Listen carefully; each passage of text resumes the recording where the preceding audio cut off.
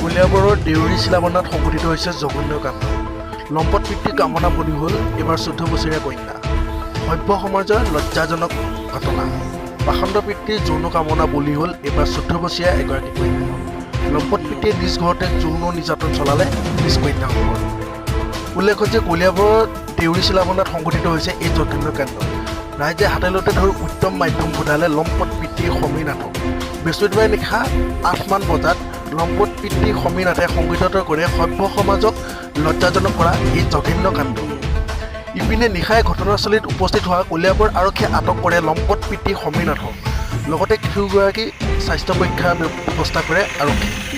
নিৰ্যাতিত কিশোৰগৰাকী আত্মীয় এজাহাৰ ভিত্তিত POCSO আইন 4 নম্বৰ ধাৰাত গোচৰ ৰুজু কৰি কলিয়াবৰ আৰক্ষীয়ে শুক্ৰবাৰে কলিয়াবৰ মহকুমা ন্যায়িক আদালতত হাজিৰ কৰাই লম্পট পিতৃ সমীনাথক। আদালতৰ নিৰ্দেশ মৰ্মে আৰক্ষীয়ে লম্পট পিতৃ সমীনাথক প্ৰেৰণ কৰে জেল হাজতলৈ। কেমেৰা পাৰ্চন দুগুৰ সহায়ত কলিয়াবৰৰ পৰা বিশেষ প্ৰতিবেদন NE 365 লাইভ।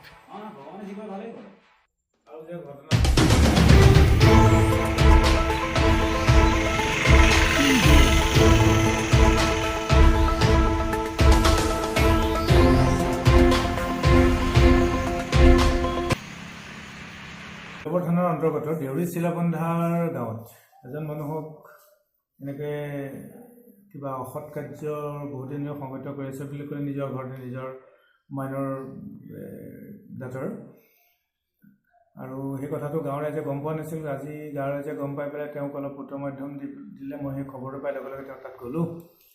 গৈ তেখেতক আমি উদ্ধাৰ কৰি আনিলোঁ আৰু লগতে ছোৱালীজনীক আমি আনিলোঁ। কৰাৰ লগতে তেখেতক আমি কালিলৈ ডাক্তৰী পৰীক্ষাৰ কাৰণে প্ৰেৰণ কৰিম।